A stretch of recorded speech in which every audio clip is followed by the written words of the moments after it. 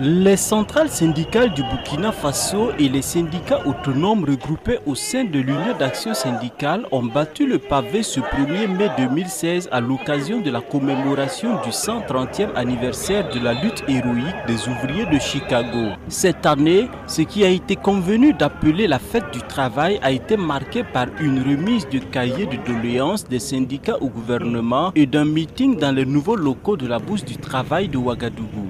Du pouvoir d'achat, des conditions de vie et de travail, de l'éducation, de la santé, des libertés démocratiques et syndicales en passant par l'impunité et l'assainissement de la gestion de la chose publique et les revendications en faveur des acteurs du secteur informel et des paysans, c'est au total 57 points qui sont contenus dans le cahier de doléances soumis au gouvernement qui dit prendre à cœur toutes les préoccupations des travailleurs. Le gouvernement qui se fait un point d'honneur à travailler pour la paix sociale, pour la relance de l'économie nationale, pour la résolution des questions sociales de notre peuple, ne peut donc que considérer avec la plus grande attention les préoccupations, les revendications des travailleurs organisés dans leurs cadres syndicaux. C'est donc vous dire que dans les jours qui suivent, dans les semaines qui suivent, nous allons certainement nous donner l'occasion de nous retrouver avec vous pour pouvoir discuter des questions qui y sont contenues. Parmi les points de revendication des syndicats de travailleurs du Burkina figure la loi 81 portant statut général de la fonction publique d'État dont l'applicabilité fait couler beaucoup d'encre et de salive. L'application de la loi 081 était un grand point d'achoppement. Mais aujourd'hui nous avons évolué. Nous avons travaillé avec le gouvernement dans le sens de clarifier certaines choses et d'avoir effectivement un échéancier clair pour l'application de cette loi et des autres engagements.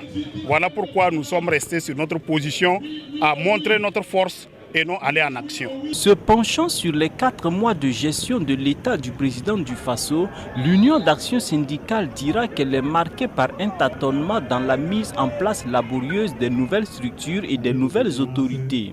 Au-delà des revendications des conditions meilleures de travail, le 1er mai reste la fête du travail, surtout celui digne. Et comme le dirait l'écrivain Albert Camus, il n'y a de dignité du travail que dans le travail librement accepté.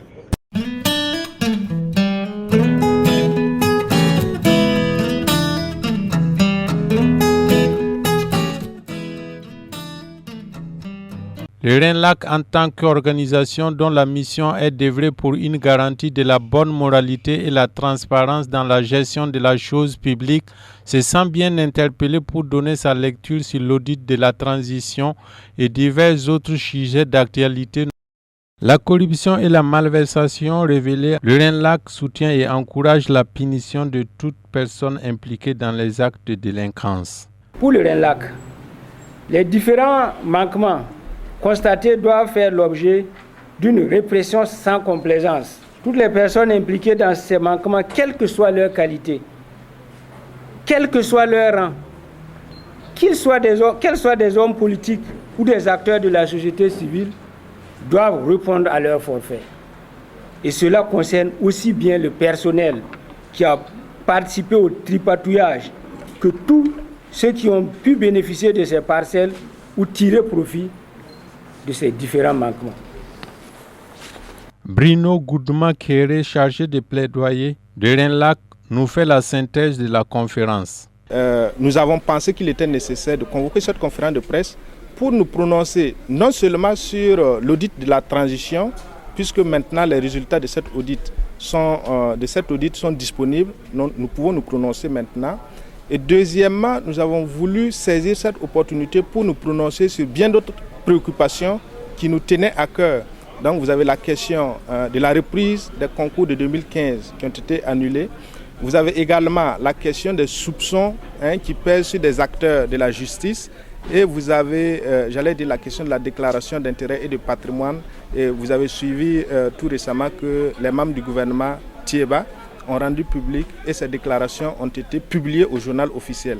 Donc voici l'ensemble des sujets qui ont constitué en tout cas les sujets sur lesquels nous comptions nous prononcer. Et sur l'audit de la transition, nous avons tenu à saluer le travail qui a été fait par l'ASELC et l'équipe des inspecteurs qui ont fait le travail sur le terrain.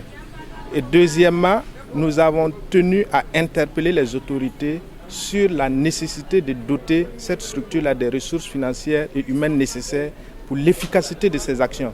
Puisque vous avez suivi dans les explications du contrôleur général d'État, il a indiqué qu'ils n'ont même pas eu les ressources nécessaires pour conduire cet audit-là. Et donc nous pensons que c'est suffisamment interpellateur et nous interpellons une fois de plus les autorités habilitées à faire en sorte que cette structure puisse être efficace sur le terrain. Maintenant, sur le déroulement même de l'audit, nous avons déploré le fait qu'il n'ait couvert que la période qui va du 1er janvier 2015 au 31 décembre 2015. Or, on sait bien que la transition a commencé depuis le 31 octobre, date à laquelle l'ancien président Blaise Compaoré a quitté le pouvoir. Et depuis cette date-là, le pays basculait dans la transition. Et donc, quand on parle d'audit de la transition, cela suppose en toute logique que toute la période couverte par la transition puisse être prise en compte. La construction d'une société burkinabé prospère exige de tous et surtout les gouvernants une rupture véritable avec les pratiques condamnables. C'est pourquoi le RENLAC appelle les citoyens à mieux s'organiser pour renforcer la veille citoyenne à la lutte pour l'avènement d'une société qui ne fera aucune place à la promotion de la délinquance en col blanc. À défendre vaille que vaille les acquis chèrement conquis à travers l'insurrection populaire d'octobre 2014 et la résistance au putsch de septembre 2015.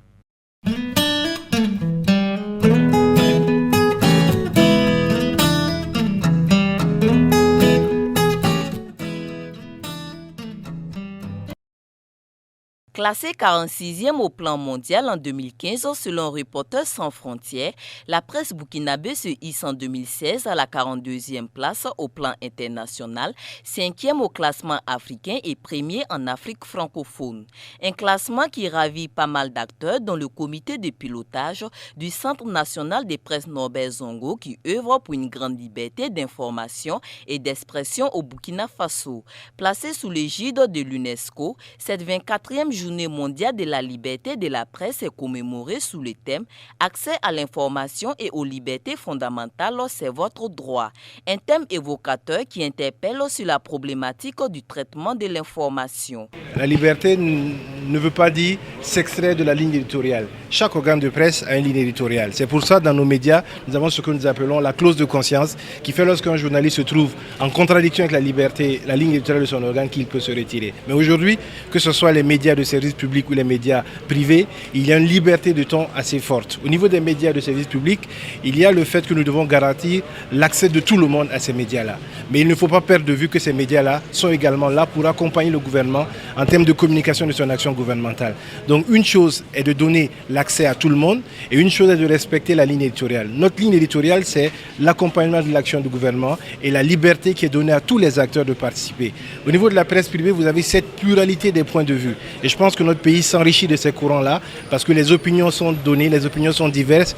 Et comme on dit dans nos ethnies et nos familles respectives, un esprit c'est bon, deux esprits c'est mieux parce que ça enrichit toujours.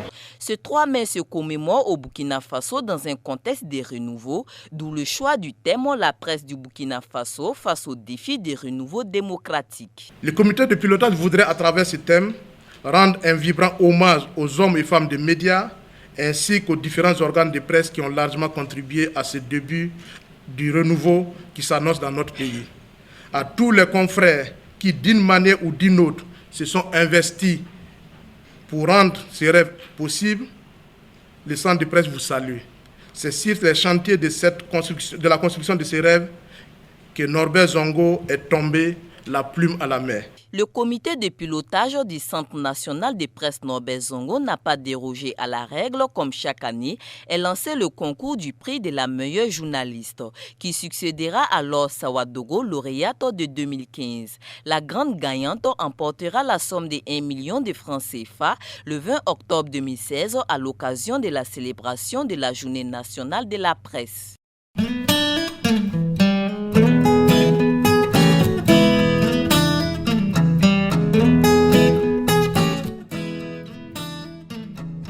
Mon expérience personnelle est une expérience qui est assez enrichissante. Moi, j'ai commencé comme pigiste à 25 000 francs à la radio nationale et j'ai fini, avant d'être ministre, propriétaire de mon entreprise. Je crois que je connais à peu près toutes les difficultés qui se posent aux journalistes en tant qu'acteurs et aux patrons de presse en tant que gérant d'un média. Ce qu'il est important de dire, c'est que nous devons accompagner l'entreprise de presse dans un cadre légal au niveau de la fiscalité, afin effectivement, comme lorsque nous avions adopté la convention collective, il y a en 2009, un certain nombre d'engagements devaient être pris pour permettre à l'entreprise de presse d'être rentable. Mais de l'autre côté, il faut aussi que les entreprises de presse fassent l'effort de faire la mutation nécessaire. Il ne faut pas que l'on remette tout sur le gouvernement. Il y a un certain nombre d'éléments que nous devons aujourd'hui faire comme engagement au niveau des entreprises de presse. Certaines entreprises aujourd'hui ont la possibilité d'acquérir et de mettre en œuvre la convention collective. Elles doivent le faire sans attendre plus que ça. Il est important en tout cas que le gouvernement s'engage à les accompagner. Et comme je le disais, le Premier ministre nous a chargé pour cette année 2016-là, de voir comment nous pouvons assainir le cadre dans lequel l'entreprise de presse évolue. Il s'agit du cadre fiscal normatif, mais il s'agit également de l'environnement. Comment aujourd'hui les agences de publicité fonctionnent, comment les sociétés de production audiovisuelle fonctionnent. C'est tout cet ensemble-là qui doit permettre de faire vivre l'entreprise de presse en amont et en aval sur lequel nous devons porter la réflexion. Je trouve que la liberté de la presse, c'est une très bonne chose. Parce qu'en tant que journaliste, si on est libre, on peut mieux faire notre travail. Et cette liberté doit être ressentie à tous les niveaux. La capacité de donner l'information, la capacité de s'auto-censurer soi-même, la capacité aussi de ressentir que le travail que nous faisons est bénéfique à toutes les personnes vers lesquelles nous voulons porter l'information. Mais souvent, on est contraint par certaines censures personnelles compte tenu du devoir social qu'on a. On est parfois contraint par les lignes éditoriales, on est parfois contraint par ce que les autres diront. Et pourtant, notre devoir est d'avoir l'information, de la rendre et bien la rendre. Donc, je pense qu'une journée comme ça, c'est une journée de réflexion. On doit pousser un peu plus la réflexion pour permettre aux journalistes d'avoir le plus de liberté et de bien faire leur travail. Parce que c'est vrai, avoir une liberté, c'est une chose, mais bien gérer cette liberté, c'est aussi une autre chose. Mais bon, c'est toujours important de faire une halte, c'est la journée mondiale de la liberté de la presse, faire le point, se parler soi-même, diagnostiquer qu'est-ce qui se passe à l'interne, donc se parler franchement, est-ce que le travail tel qu'on le fait, on le fait correctement. Si c'est le cas, c'est féliciter et s'encourager à continuer. Si ce n'est pas le cas aussi, c'est dire la vérité, dire non, on a une grande responsabilité, surtout dans ce nouveau pouvoir. La presse a joué un rôle important dans l'insurrection, dans la transition. Notre rôle est doublé maintenant. Le rôle de sentinelle est doublé et doit être encore plus accru dans ce renouveau démocratique qui s'amorce. Parce que c'est un pilier important de la démocratie. Si ce pilier ne fonctionne pas, la démocratie ne va pas fonctionner. Donc il est important qu'on prenne conscience, de temps en temps, le rappeler qu'on a un rôle noble, donc il faut vraiment s'y mettre à fond. En tant que journaliste au Burkina, je sens qu'il y a une amélioration au niveau de la liberté. Au niveau de la liberté de la presse, parce que c'est très rare d'entendre qu'un journaliste a été empêché de dire ce qu'il veut.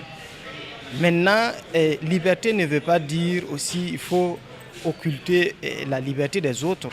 Voilà, il faut que, étant libre, exerçant sa profession de façon libre, il faut aussi avoir une responsabilité sociale.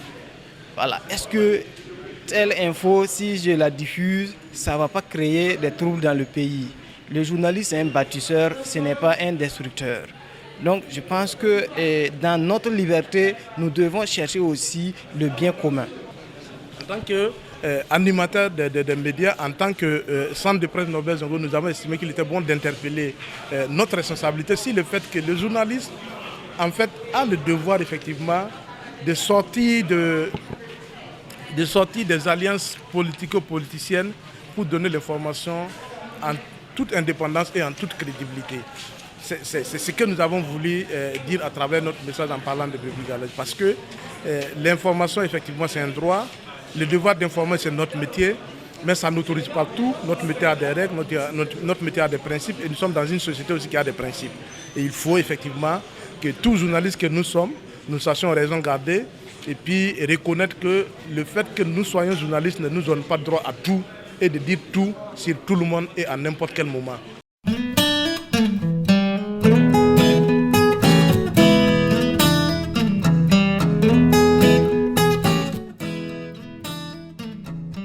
Place et rôle du syndicat dans un secteur en perpétuelle mutation, cas des télécommunications.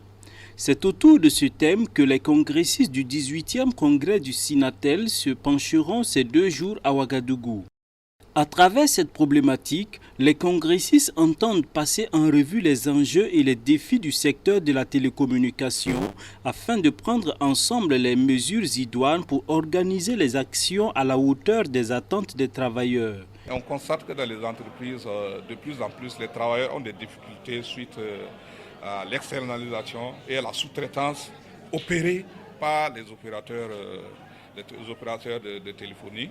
Donc il faut bien sûr mener une réflexion sur ce thème pour pouvoir dégager des recommandations et résolutions à l'endroit du gouvernement, à l'endroit des opérateurs qui sont les entreprises de télécom et à l'endroit également des travailleurs que nous sommes.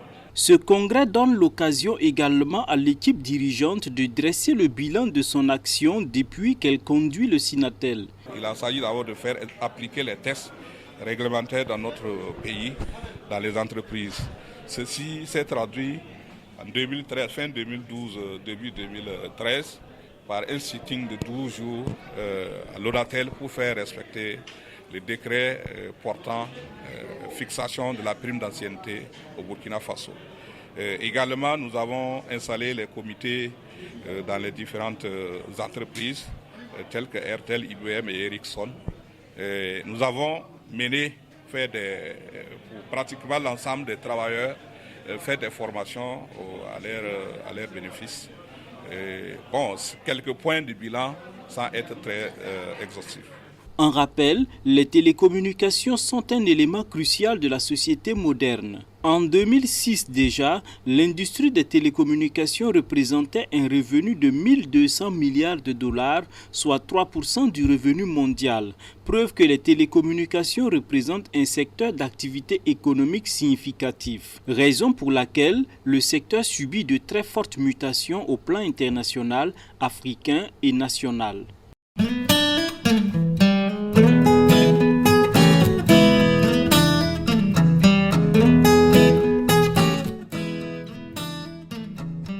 En février 2016, l'Office national de l'eau et de l'assainissement enregistrait un déficit de 27 000 m3 par jour pour la ville de Ouagadougou et ses environnants. Un déficit qui n'influençait pas sur ses habitudes de distribution. En cette période de forte chaleur, les consommateurs de la ville de Ouagadougou vivent quotidiennement des pénuries d'eau, une situation qui s'explique par un accroissement de 48% du déficit journalier. Et pour pallier à cette situation, le gouvernement a mis en place un système de distribution alterné qui rentre en vigueur ce jour, d'où l'essence de cette rencontre entre la direction de l'ONEA et les hommes des médias. On vous avait annoncé un déficit pendant la période froide là, de l'ordre de 27 000 m3 jour. Et également, on vous avait fait comprendre que pendant la période qui allait aller de mars à juin de cette année, ce déficit allait se situer autour de 48 000 m3 jour. Aujourd'hui, comme DG l'a dit, avec la forte poussée de chaleur, nous sommes aujourd'hui à un déficit de 70 000 m3 jour, soit un accroissement de 48% par rapport au déficit en pointe. Donc vous voyez, face à cette situation, on est obligé d'aller vers un autre système de distribution qui est alors la distribution alternée. La distribution alternée se présente comme la solution la plus appropriée et la plus équitable face à cette situation d'insuffisance de production d'eau. Elle consiste à organiser une distribution tournante par zone suivant des plages horaires définies. Ce programme a défini 23 groupes de distribution jour et nuit qui devaient permettre à chaque abonné d'avoir de l'eau sur un intervalle de 12 heures au moins. Pendant cette période de pointe, force est de constater que des zones sont lésées en approvisionnement par rapport à d'autres. Comme on dit, la ville, il y a des zones basses comme il y a des zones hautes. Et les zones hautes, effectivement, sont difficiles en termes d'approvisionnement en eau. Et ces zones-là ne peuvent être approvisionnées que la nuit. Et pourquoi? Parce que la nuit, on arrive à avoir un niveau dans le château qui permet effectivement de couvrir ces zones-là. Donc, on ne peut pas faire autrement que de les programmer pour la nuit. Et notre rôle maintenant, c'est de faire en sorte que, en tout cas la nuit, qu'on puisse isoler tous ceux qui sont dans les zones basses pour que l'eau puisse monter jusqu'aux zones hautes et que ces gens puissent être approvisionnés. Le système de distribution alternée débute ce 4 mai pour terminer en fin juin si toutefois le climat est plus clément. En attendant, l'ONEA attire l'attention des consommateurs sur l'utilisation de cette denrée qui est très chère au Burkina Faso. En dépit des coupures intempestives, l'Office national de l'eau et de l'assainissement défend les populations de stocker de grandes quantités d'eau de peur de consommer de l'eau non potable susceptible d'engendrer des maladies.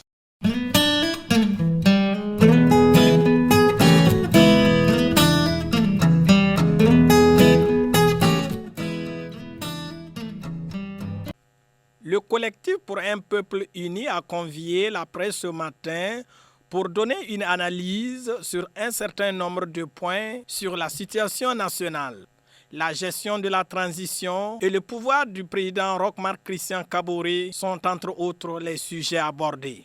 Mais que peut bien faire un gouvernement de transition dont le mandat n'excède une année si ce n'est jeter ou poser les jalons d'une bonne démocratie? Songez aux problèmes économiques et l'employabilité de cette jeunesse qui les ont surtout poussés au bout pour le changement. Le début a été émaillé de plusieurs problèmes, dont les nominations à de hautes fonctions, mais par la suite, ce gouvernement s'en est sorti de ces périples dont il traversait. En 13 mois de travail, l'on peut retenir de grandes réalisations en infrastructure, les grandes réformes entreprises et différentes lois votées par le CNT. Certes, il y a eu beaucoup de failles vers sa fin et l'espoir placé en eux s'est volatilisé avec ce qui a été révélé aux yeux du peuple à travers les audits de l'ASE-LC. Mais la question dont nous nous posons est si ces audits sont sincères, surtout quand on sait que le principal responsable de cette structure est issu de cette même transition.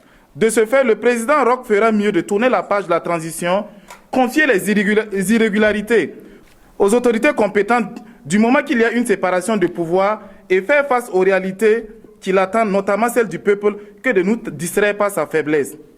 Longtemps aux affaires de l'ex-régime et disgracié par le parti, non pas par son refus de soutenir l'article 37, mais simplement une question de rajeunissement du parti qui se posait, même si les caciques étonnants y refusaient, voilà les revenus aux affaires d'une manière démocratique dont nous saluons tous. Pour le collectif qui a convié la presse ce matin, les différentes réformes entreprises devraient permettre de sortir de ce gouffre. Mais hélas, comment vouloir aider quelqu'un sans ne pas l'associer à ce que tu conçois pour lui? Tel est le cas des autorités et le peuple burkinabé.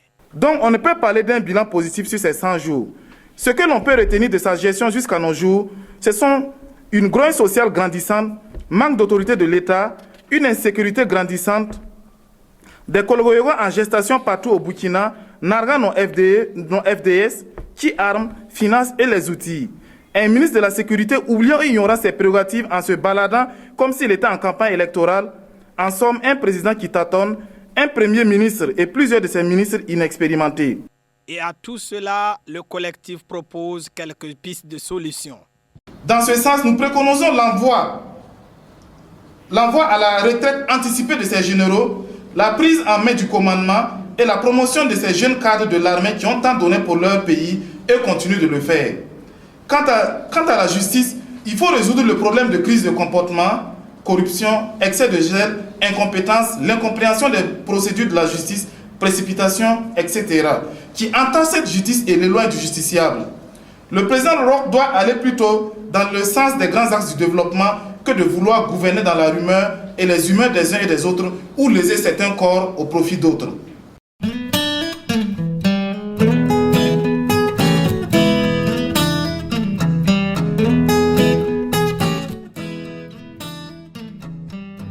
Ils sont venus des 12 arrondissements et 55 secteurs de la ville de Ouagadougou.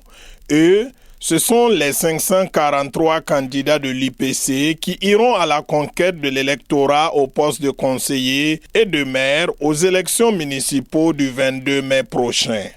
C'était aussi l'occasion pour le Bureau politique national de présenter les 12 candidats pour les postes de maire d'arrondissement et le candidat pour la mairie centrale de Ouagadougou. Vous savez que les listes dans certains partis, ça n'a pas été une sinécure. Il y a eu des bagarres, il y a eu même d'autres qui n'ont pas pu déposer leur liste, mais à l'UPC, toutes nos listes ont été complètes et valides et ont été validées. Donc c'est déjà la preuve que l'UPC est prête pour diriger Ouagadougou depuis les 12 arrondissements jusqu'à la mairie centrale. Le président de l'UPC, qui était présent à cette rencontre, n'a pas manqué non seulement de prodiguer des conseils à ses candidats, mais aussi de leur rassurer que Ouagadougou est pour eux. Merci.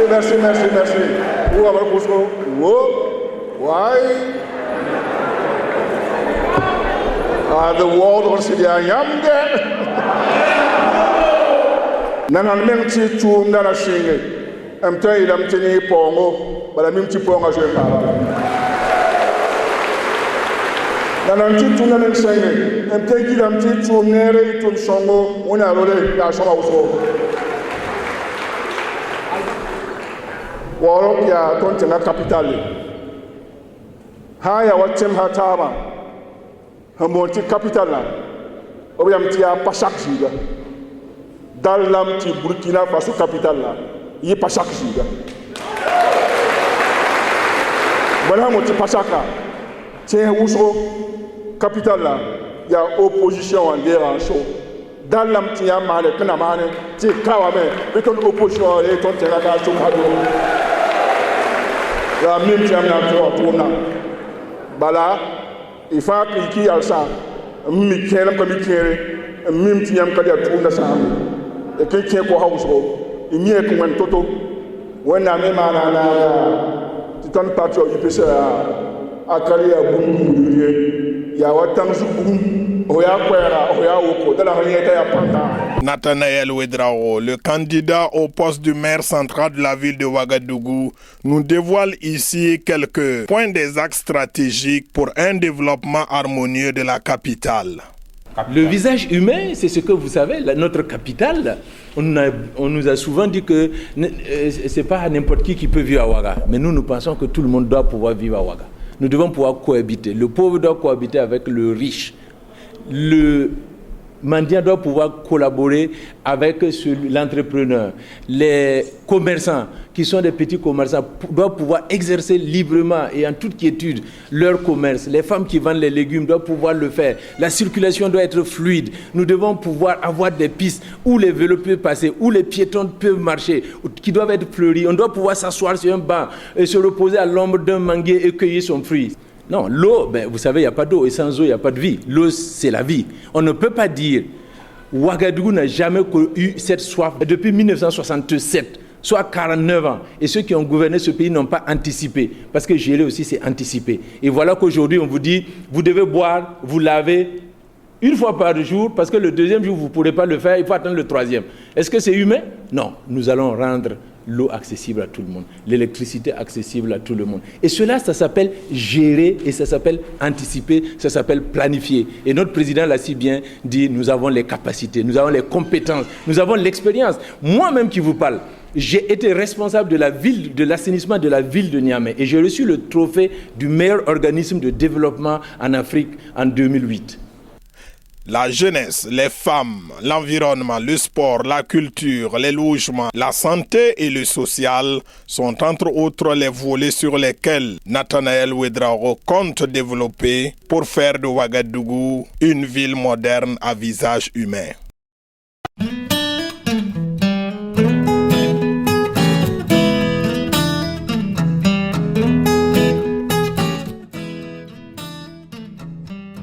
Après 3 années d'études, de consécration et de dur labeur, les 67 hommes et 14 femmes de la 72e promotion de l'école biblique de Koubri perçoivent enfin leur parchemin pour la moisson. Baptisés les flambeaux du Seigneur, les 81 lauréats aptes à aller en mission pour éclairer le monde doivent avant tout accepter un principe inéluctable, difficile mais incontournable. Pour tout ministère, il faut un brisement de soi. Il faut se laisser briser par Dieu afin de libérer le potentiel qui est en nous. Cela veut dire quoi? Ça veut dire l'humilité, la soumission et l'obéissance. Parce que ces 3 éléments se retrouvent dans les 3 corps formés par Gédéon. Il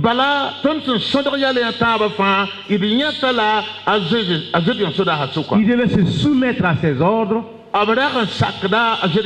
obéir à son commandement et être humble devant lui. Il faut que nous nous laissions briser par Dieu. Nous sommes passés ici, moi-même j'étais lauréat ici à 39 ans. Aujourd'hui, je les encourage à célébrer la victoire que Dieu a donnée aux assemblées de Dieu au Burkina Faso et d'aller dans la même lancée, dans la même ligne, dans la même orientation, dans les mêmes convictions, dans le même zèle.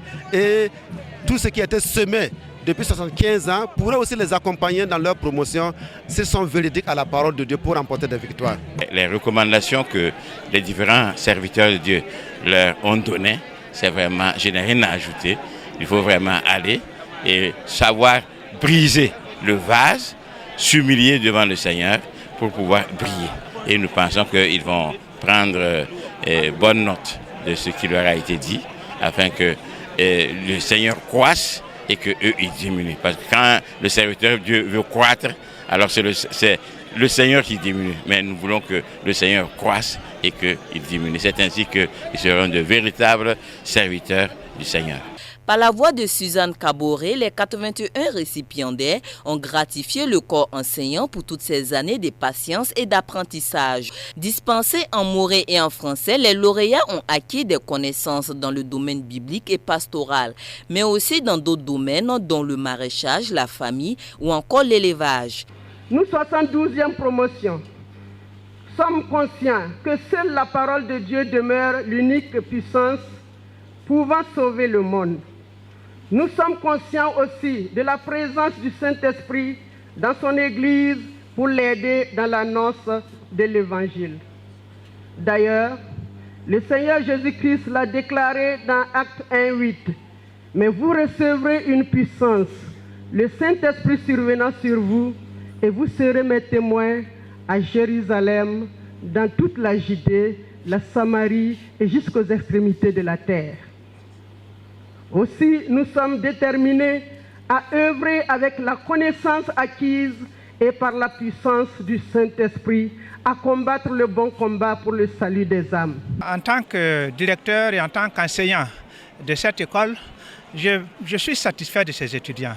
Alors, il suffit seulement de les entendre prêcher et de les voir à l'œuvre et on est vraiment satisfait. Nous sommes satisfaits de ce qu'ils ont reçu et nous sommes confiants qu'ils pourront mettre en pratique ce qu'ils ont appris ici théoriquement. Il y a le thème qui s'intitulait « Les flambeaux de l'Éternel si je n'oublie pas ».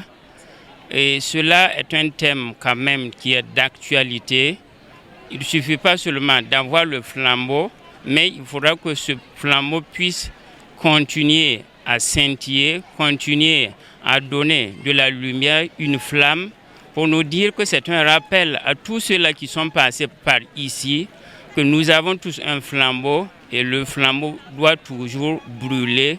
Et ceux-là qui sont en train de sortir, ils doivent être prudents dans le ministère afin que ce flambeau puisse continuer à briller et qu'il soit une lumière pour toutes les nations. Ajoutés au conseil des différents intervenants, les enfants de l'école biblique de Koubri ont invité les récipiendaires à être de véritables lumières, à veiller sur les flammes, à porter le regard toujours vers Jésus-Christ et à accomplir la mission dans l'obéissance et l'humilité.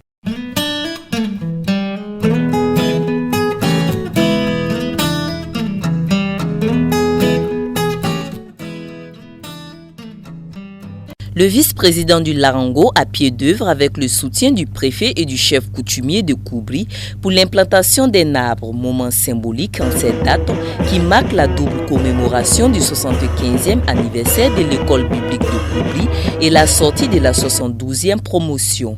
Visite guidée par le directeur de l'Institut, cet édifice représente la toute première chapelle des étudiants en date de 1941. Retour en arrière, c'est en 1941 que le missionnaire américain Arthur Wilson a entrepris la construction de l'école biblique de Koubri. Située à 35 km de Ouagadougou, l'école biblique de Koubri a ouvert ses portes le 5 avril 1941 avec 60 étudiants.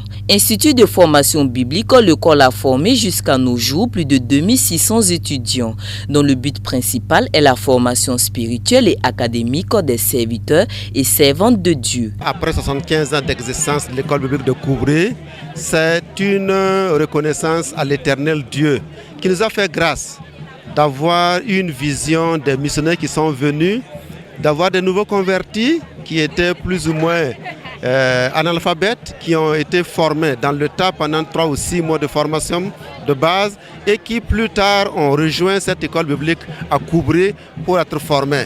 Vraiment remplis du Saint-Esprit, avec la mission de Jésus d'aller faire toutes les nations, les disciples, dont en sillonnant d'abord dans le plateau Mossi et les autres régions du Burkina Faso. C'est une œuvre de Dieu. Sinon, après 75 ans, il y a beaucoup de choses, il y a beaucoup d'eau qui est passée sous le pont. Donc c'est vraiment grâce à Dieu que cette école existe. Aujourd'hui, nous célébrons donc 72e promotion avec 81 lauréats. Après 75 ans, ça c'est seulement Dieu et nous lui rendons toute la gloire. L'ambition aujourd'hui, c'est de garder l'essentiel. Si les ABC ont tenu pendant 75 ans, il faudra qu'avec les nouvelles tendances, les philosophies, les approches modernes, ne nous écartent pas de la parole de Dieu, afin que nous restions véridiques à la parole de Dieu, influencés et dirigés par le Saint-Esprit et l'esprit d'humilité et de service. Nous allions faire des autres des petits Christ. Nous sommes heureux et reconnaissants au Seigneur qui a inspiré nos missionnaires à appliquer l'ordre suprême de Jésus-Christ. L'ordre suprême, c'est évangéliser et enseigner.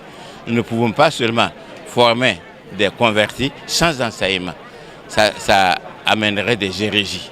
Mais quand les missionnaires sont venus, le Seigneur leur a donné cette inspiration d'évangéliser, mais aussi d'enseigner. C'est ainsi qu'ils ont créé cette institution qui a maintenant 2600 personnes qui sont au Burkina Faso et dans le monde entier. Nous avons nos missionnaires au Mali, nous avons surtout nos missionnaires en Côte d'Ivoire depuis les années 60. Nous avons nos missionnaires en Côte d'Ivoire. Nous avons nos missionnaires même en Europe. Le pasteur Adama Ouedraogo, par exemple, est un missionnaire qui est en Belgique. Alors donc, nous bénissons Dieu de cette vision. De 1941 à ces instants, l'école a été dirigée par les Américains et les nationaux. Au compte des nationaux, on note les feux pasteurs Zabri Sidibé et Jean Pawentore Ouedraogo et le pasteur Disrima Sawadoro qui a dirigé l'établissement durant 33 ans et l'actuel directeur Jefté Sawadoro qui a pris les rênes en 2014. Je bénis le Seigneur pour cette journée. Nous sommes en train, comme vous le dites, de fêter le 75e anniversaire de l'école biblique de Koubri et je suis vraiment rempli de joie et de bonheur pour le cheminement, le chemin que cette école a pu faire pour atteindre cet âge-là. Alors, je suis débordé de joie et je bénis le Seigneur pour cela. C'est un sujet de joie. C'est un sujet de joie parce que ça montre qu'il y a une persévérance dans l'œuvre et on croit que ça va se poursuivre comme ça. L'occasion a été solennelle pour la direction académique des décennies, des certificats de reconnaissance aux anciens responsables de l'Institut et à des personnalités physiques et morales.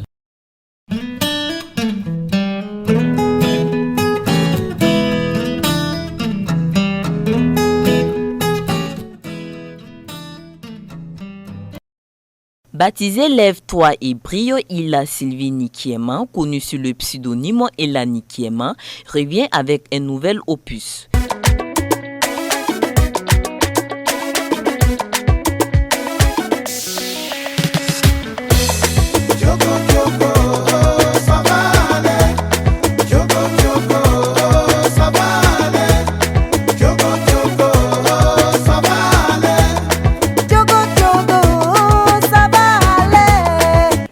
la particularité de cet album, c'est que c'est un message d'espoir qui est véhiculé à travers cet album et aussi à des rythmes vraiment dansants, des rythmes d'espoir. Passionnée de la musique depuis sa tendre enfance, la Koundé 2005 de la meilleure artiste féminine du Burkina Faso veut à travers ce clip Ça va aller booster la jeune génération à croire à la vie et à persévérer. Lève-toi et brille est un album de 5 titres avec une pluralité des rythmes et des styles. Des 5 titres, il y a plusieurs styles musicaux et on a voulu ainsi l'enregistrer dans ces conditions pour pouvoir toucher beaucoup plus la jeunesse. Voilà, vous allez voir que le 5e titre, c'est un slow qui invite la jeunesse à quitter de l'obscurité et briller. Et vous allez voir que les 4 autres titres, c'est vraiment un style adressé beaucoup à la jeunesse, assez dansant. Voilà, on ne peut pas l'écouter sans bouger. Donc, c'est pour dire que des 5 titres, on a voulu faire un mixage pour pouvoir toucher la jeunesse et à l'écouter et aussi à bouger. La semaine prochaine, l'album sera disponible dans beaucoup de médias à travers le pays pour mieux faire passer le message. Et dans les jours à venir, les mois à venir, le contact au niveau international seront pris pour pouvoir donc faire passer, pour la promo de l'album. Et la sous-région, il y a des contacts qui sont déjà pris au niveau de la Côte d'Ivoire. Et nous sommes en train de voir avec d'autres pays comment donc pouvoir positionner l'album Lève-toi et brille de Madame Kinda. Et là, dernier mot, c'est inviter tout le monde à soutenir la musique d'une manière générale et particulièrement la musique chrétienne. Parce que cette musique vous permet de vous égayer, de danser, mais aussi vous permet consciencieusement de méditer à votre fort intérieur pour pouvoir donc faire face aux difficultés de la vie que vous rencontrez au quotidien. Enregistré suivant les critères internationaux, Elani Kéman compte bien prier sur les scènes internationales. Mais bien avant, un concert dédicace est prévu en septembre 2016 à Ouagadougou. Tu vas devant.